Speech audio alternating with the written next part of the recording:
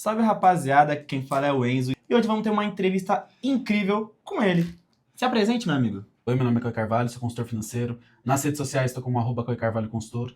Ajudo pessoas físicas e jurídicas, desde a saírem de dívidas, a se estruturarem financeiramente, investirem, expandirem patrimônio e também questões tributárias, junto também com o pessoal da contabilidade. E já você, de uma certa forma, já acabou falando o que você faz, mas acho que você pode explicar para o pessoal um pouco mais leigo, afinal, estamos numa era na qual o pessoal está começando a investir mais e falar um pouco mais da sua importância do seu trabalho, que você pode falar aí pra gente. Perfeito.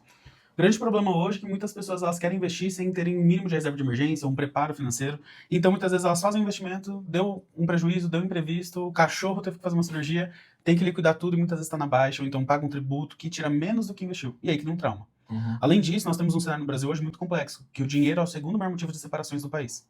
Só parte para traição. Caramba! E além disso, 60% das pessoas hoje têm alguma doença psicossomática, ou seja, depressão, ansiedade, insônia, entre outras, por conta do dinheiro. Então, 6 a cada 10 pessoas no Brasil hoje são doentes por conta de finanças. Então, qual que é a importância? A partir da educação financeira, de um planejamento financeiro pessoal, personalizado para a pessoa, a gente consegue traçar de fato uma estratégia que vai levá-la a realizar o sonho dela, trazer comodidade, tranquilidade para ela e para a família. E assim ela consegue de fato ter uma qualidade de vida não só agora, mas também lá na velhice. Certo, então você faz tanto para as pessoas, mas também para empresas, só para pessoas físicas? Como Isso. geralmente você trabalha? Essa questão a gente trabalha tanto na pessoa física e na jurídica, porque muitas vezes também o empresário, dono da empresa, pequeno, médio, grande porte, ele mistura as finanças da empresa com as dele. Então o carro é da empresa, mas é o carro dele, né? E aí faz uma relação assim que eu digo até que é a relação mais tóxica possível, que é sacar, roubar a empresa e depois ele ter que colocar dinheiro dele, que era da empresa, de volta na empresa. E fica essa relação que vai criando essa dívida, que vai deixando a empresa de fato de crescer, começa até a tomar prejuízo, às vezes perder cliente por conta da qualidade do atendimento que cai. Então muitas vezes eu faço um trabalho em paralelo, ajudando o empresário na pessoa física, mas também a pessoa jurídica a se estruturar, revisar a precificação, mercado, novas oportunidades de negócios, novas parcerias e por aí adiante. Então, é só para empresários? Não, não é para todo mundo. Tanto que eu já tive clientes desde estagiários até diretores de empresas, desde pessoas CLTs a pessoas que tinham a própria empresa, né? Ah, entendi. Então você faz toda uma estruturação para um público amplo de pessoas, tanto empresários como pessoas físicas também. Isso, exato. E como você faz essa estruturação? Você tem um passo a passo, digamos assim? Como que geralmente você faz? Como é a sua estrutura, no caso? Perfeito. Sempre que a pessoa entra em contato comigo, a primeira sessão, a primeira reunião que, sendo pessoa física ou jurídica, nós faremos será o diagnóstico financeiro. Então, nesse diagnóstico financeiro, a pessoa funciona como se fosse uma consulta médica. Então, ela traz um contexto, se for da pessoa física dela ou da jurídica. Eu faço algumas perguntas e, ao final, se for a pessoa física, eu trago os 10 pontos da vida financeira pessoal, né, ideal, e mostro para ela quais pontos ela tem, quais pontos ela não tem, por que ela tem, por que ela não tem, quais são os riscos que ela corre de não ter. E na pessoa jurídica, eu trago ali os 3 principais pontos de atenção para que a empresa precisa arrumar para evitar algum risco, algum problema e começar o impulsionamento, né, o crescimento, principalmente na questão de blindagem jurídica, né, se eu entendo que tem alguma questão, que muitas as empresas não têm um bom contrato, às vezes não tem contrato, muitas vezes é ali que a gente vai começar já. Então, começar a regularizar todos os funcionários, todos os parceiros, todos os contratos, todos os clientes, porque a partir disso, tendo essa segurança que daí a gente traz alguém de fora, né, para blindar nisso, a gente consegue fazer toda a gestão de maneira mais tranquila. Então, muitas vezes é um trabalho multidisciplinar que eu entro, né, ali no diagnóstico financeiro e vejo que a pessoa precisa ter, na verdade, uma equipe muito bem preparada, então aí eu trago parceiros comerciais. Entendi. Então você faz algo personalizado para as empresas. Então, assim, você entende o problema da empresa, faz um diagnóstico, algo mais personalizado. Isso, e na pessoa física também. Então, a partir do momento que eu elaborei o diagnóstico financeiro, entendi que o trabalho ali existe, então que vai precisar de tratamento, aí eu vou entender se vai ser uma consultoria pontual, né? Então, uma coisa mais específica, uma coisa mais curto prazo, algo rápido de se resolver. Se vai ser, de repente, muitas vezes necessário uma mentoria para eu capacitar aquele empresário ou aquela pessoa física a conseguir se organizar financeiramente sozinho e ela seguir adiante, e porque ela já tem uma boa estrutura, um bom contexto, que ela consiga fazer isso, ou eu entendo se a pessoa precisa de um acompanhamento anual. Ou seja, se é algo mais cultural, mais comportamental, algo que vai ser mais denso, mais profundo, que daí precisa de um ano de acompanhamento ali com reuniões quinzenais ou até mesmo semanais, de acordo com cada plano que a pessoa de fato precisa contratar com carga horária e por aí vai. E no acompanhamento anual, além das reuniões, eu dou também suporte via WhatsApp ou ligação. Ah, legal. Então, entre uma reunião e outra, muitas vezes o cliente tem algum imprevisto, ele precisa de uma ajuda rápida, ele tem ali, de acordo com o plano dele, né, o acesso a mim para isso também. Ah, entendi. Muito legal. Uma dúvida, você está falando de todo um acompanhamento psicológico, e também até falei no começo que agora estamos numa era mais de investimento, digamos assim.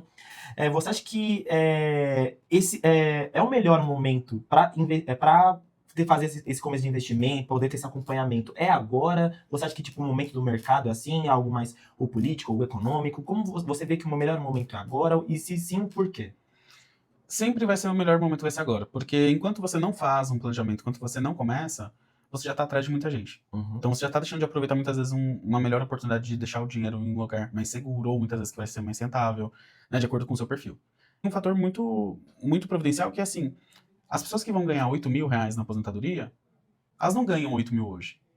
Elas ganham no mínimo seus 15, 16, 20 mil. Né? Então assim, como que as pessoas vão... Né? Então todo mundo vai querer ganhar na aposentadoria, na velhice, quando a gente está precisando de mais cuidados médicos, né? De maneira geral, menos do que ganhar na ativa, quando a gente está tranquilo, está saudável, está mais jovem, não faz muito sentido. Sim, faz né? total sentido. E até mesmo a questão das empresas, muitas vezes que o empresário não enxerga, é assim, hoje estou tudo bem, estou tudo muito bom, estou trabalhando, estou fazendo, e muitas vezes ele não consegue delegar. Então ele não consegue delegar, só que ele não entende que em algum momento ele vai cansar, em algum momento ele vai ficar mais velho, em algum momento ele vai ter que passar o bastão. E aí, muitas vezes, o empresário que não enxerga isso, muitas vezes é aí que eu consigo ajudá-lo a começar a enxergar isso, a estruturar delegar funções, conseguir até mesmo pensar um sucessor, essa preparação desse sucessor, como que vai ser feito, independente de ser uma empresa pequena, média ou grande, porque não adianta você simplesmente virar para a pessoa e falar assim, a partir de agora é com você. Né? Você precisa, de fato, preparar essa pessoa para que ela faça uma gestão ainda melhor do que a gestão anterior foi. Sim, sim. E quanto tempo você está aí no mercado? Perfeito. Olha, oficialmente, né, como consultor financeiro, há 6 anos.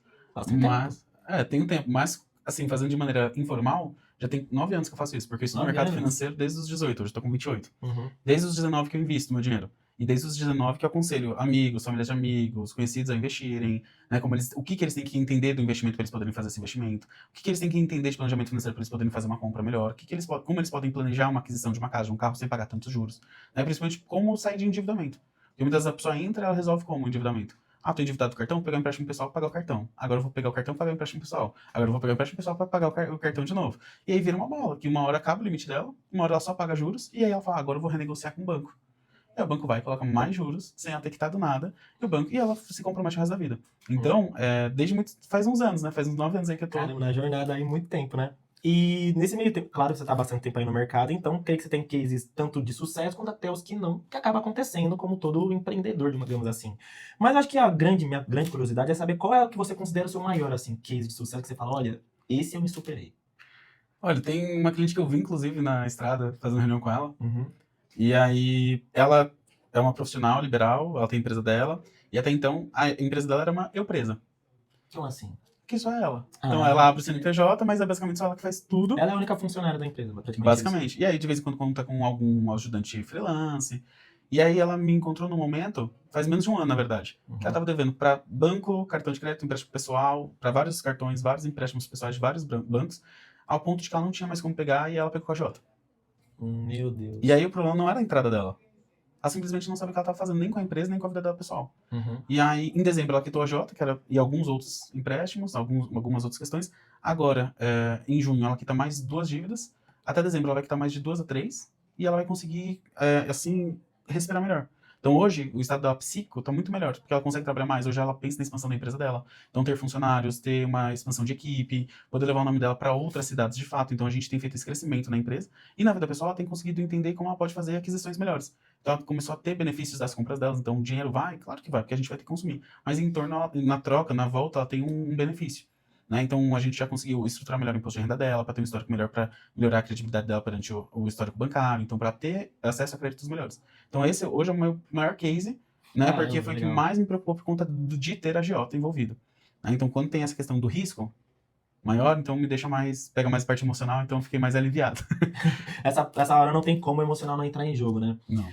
Você acha que, tipo, um dos maiores feitos, assim, do sucesso, assim, da sua carreira é você conseguir trabalhar unindo o emocional com o racional nesse momento? Porque você falou que faz todo um acompanhamento psicológico e também tudo mais, e consequentemente até financeiro. E poucos conseguem fazer isso e poucos sabem a importância dos dois acabarem andando juntos. Sim. Você se considera, tipo, você acha que esse é o maior fator que proporciona seu sucesso, assim, de uma certa forma, na sua carreira? Outro dia eu estava conversando com uma terapeuta, uma psicoterapeuta, e ela falou, nossa, você faz bastante reconhecimento de gatilhos, né? Porque, de fato, a questão financeira, se fosse racional, ninguém teria com problema financeiro. Então, tudo é emocional. E muitas vezes essa pessoa peça para que ela entre numa psicoterapia, como acompanhamento, como investimento de saúde, por uma questão mais de identificar questões de infância, identificar questões de vida, que muitas vezes estão ali aos 50 anos ainda reverberando nela. Então, na verdade, o que o meu trabalho na verdade, é um trabalho multidisciplinar. Então, eu vou orientar a pessoa na questão financeira. Mas aí eu também tenho que entender o que ela consegue, o que ela não consegue e propor uma alternativa que seja viável. Porque muitas vezes o melhor caminho para ela, o melhor investimento, ela não vai conseguir fazer para um bloqueio de vida. E eu não tenho que entrar no mérito se é certo ou errado. Eu tenho que entrar no mérito de viabilizar essa questão financeira. Então a pessoa, para ela conseguir fazer dar certo qualquer planejamento, primeiro ela tem que querer.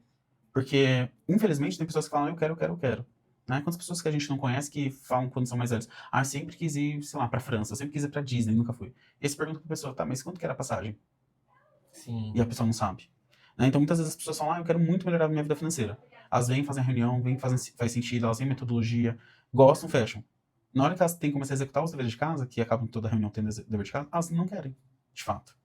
Somando tudo que você até falou assim pra gente e tudo mais, você considera que é um número muito baixo de pessoas que necessita muito dessa educação financeira? Então, de um certo modo, você está ensinando para... Você pode, juntamente com o trabalho da psicoterapeuta, igual você falou, né?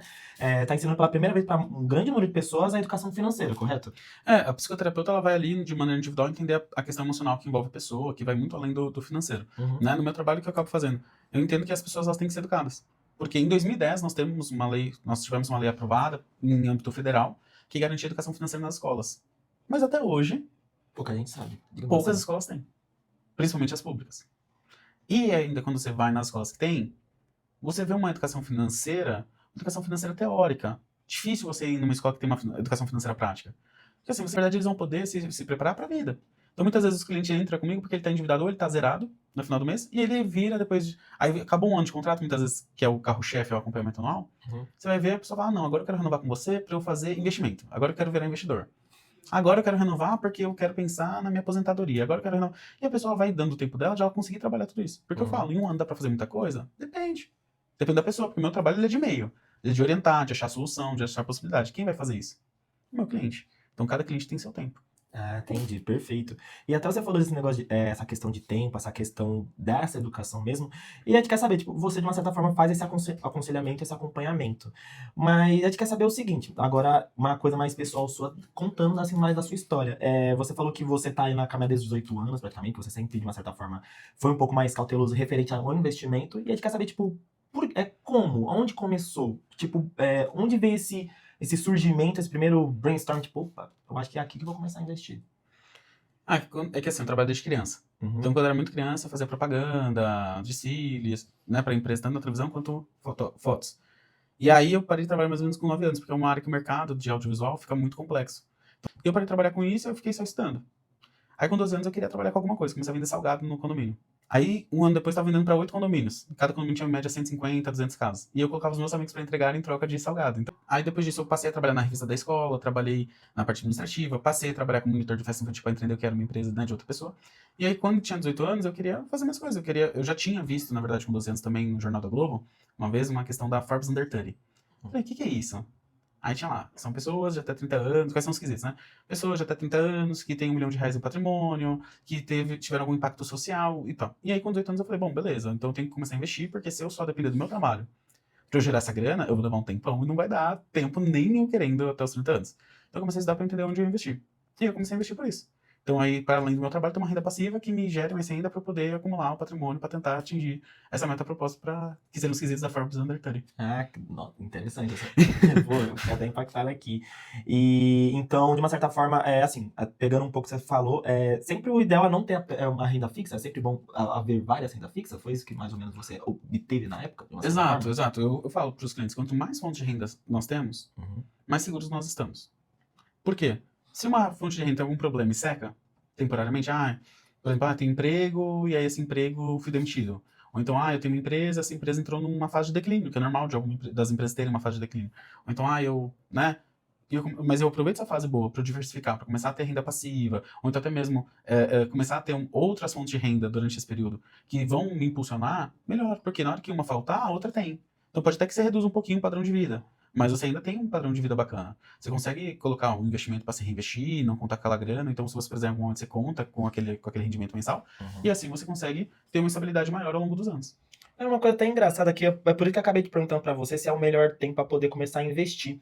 Pois eu acho que com a chegada da tecnologia, da internet, agora tem questão de, por exemplo, venda de e-books, de cursos, essas coisas. E agora, tipo, não depende mais só apenas do CLT ou até mesmo de um MEI, por exemplo, só apenas de um único meio de trabalho, de carteira assinada, digamos assim. Mas isso que eu queria dizer, tipo, agora é o melhor momento para você obter diversas oportunidades de renda extra, de um certo modo, ou não. Perfeito, perfeito. Não, com certeza. né? Então tem diversos clientes meus que são CLTs que eles têm diversas fontes de renda. Uhum. Então, por exemplo, tem clientes meus que chegam, principalmente aqueles que estão mais apurados, né? Mais endividados, então não tem nada de reserva de emergência e estão muito apertados, muito ali no limite do orçamento, eles vendem, sei lá, tem cliente meu que vende brigadeiro no condomínio, tem cliente meu que pegou e fez uma limpa no guarda-roupa de coisas que não usavam e fez um bazar. Tem clientes meus que entendem que tem algum amigo, que tem algum negócio, então que está precisando de um dinheiro emprestado, eles vão lá, conseguem esse dinheiro, emprestam e eles colocam uma rentabilidade em cima. Então, assim, você vai criando essas fontes de renda, então vira meio que sócio do negócio, né? Um sócio investidor. Então, você vai entendendo, as possibilidades são infinitas. Porque até mesmo dentro da própria empresa que a pessoa trabalha, às vezes, como CLT, ela tem como ter fontes de renda extra. Então, de repente, a empresa está precisando de um determinado serviço, não tem ninguém para fazer. Essa pessoa pode fazer e cobrar um valor da parte, porque o contrato dela como CLT não prevê aquela outra função. Uhum. Então, às vezes, a própria fonte extra de renda é quando a pessoa pega e ela entende os direitos dela, como empregado, ou até mesmo o empregador está entendendo ali como está funcionando, às vezes está redundante demais os funcionários. Então, tem 2, 3 funcionários para fazer uma função, que um só, 2 já dão conta, e uma outra função que está abandonada. Então, eu vou realocar esse funcionário. Vou otimizar. Então, como que eu vou trazer tecnologia para isso? Né? Então, assim, às vezes as pessoas hoje elas têm fonte de renda que pode vir da própria tecnologia. Então, às vezes você pega um robô, você compra lá os direitos desse robô, e aí você revende para a empresa de trabalho. Então, para alguns amigos que têm pequenos negócios, que vai ajudar de fato a eles, pronto, você já tem uma renda extra e você não está fazendo nada, só está revendendo alguma coisa. De uma certa forma, hoje se tornou mais fácil, né? Com Não certeza. só igual eu falei, da chegada da tecnologia, mas eu acho que com a inteligência artificial também, né? Ficou igual você falou, citou robôs, boots, de uma certa forma, agora ficou muito mais fácil, né? Com certeza. Entendi. E agora, chegando na reta final da nossa entrevista, eu queria saber, assim, o que você recomenda para as pessoas que querem seguir o mesmo caminho que você, as pessoas que, tipo, estão sonhando ainda não chegaram no caminho que você chegou. Afinal, você começou muito novo, você viu uma matéria e falou, não, pretendo chegar lá. Eu espero que você esteja chegando se tudo der certo. Porque esse vídeo pode envelhecer muito bem. Mas eu queria saber quais as melhores, assim, as recomendações para quem quer começar a fazer a mesma coisa que você faz. Eu penso que a primeira coisa sempre é você entender de fato onde você está. Porque muitas pessoas elas acham que elas estão em algum determinado lugar que elas não estão. Então entenda de fato sua realidade, suas limitações, suas potencialidades. Coloca no papel, entende quanto você tem de fato, o que você pode fazer, onde você quer chegar. Né? E muita gente não sabe esse ponto, de onde quer chegar. E aí você, a partir do momento que você entender qual é o seu objetivo de vida, você vai entendendo quais são as metas que você vai ter que fazer para chegar lá. E a partir disso você consegue entender o que você precisa fazer hoje para você alcançar isso. Então, penso que é isso. Definir o que de fato quer da sua vida. Qual que é o seu objetivo de vida. Então, a partir disso, qualquer um faz tudo o que quiser. Perfeito, perfeito. E é isso, minha rapaziada. Eu, primeiramente, agradeço Obrigado. muito a você por esse tempo disponível pra gente. Porque esse vídeo pode envelhecer muito bem, tá? Porque estamos falando com um cara que futuramente pode aparecer na Forbes. Com todo respeito, eu espero mesmo. Tem uma torcendo por você. E eu descobri que tem que pagar, não quero mais nada. Só quero os quesitos, tá bom. Olha o B.O., tá. E é isso, minha rapaziada. Vamos ficando por aqui. Eu agradeço muitíssimo a visualização de vocês. Se você gostou, curta, compartilha, que a Nova Continental vai estar aqui para mais vídeos. E é isso. Vamos ficando por aqui. Até a próxima e até mais.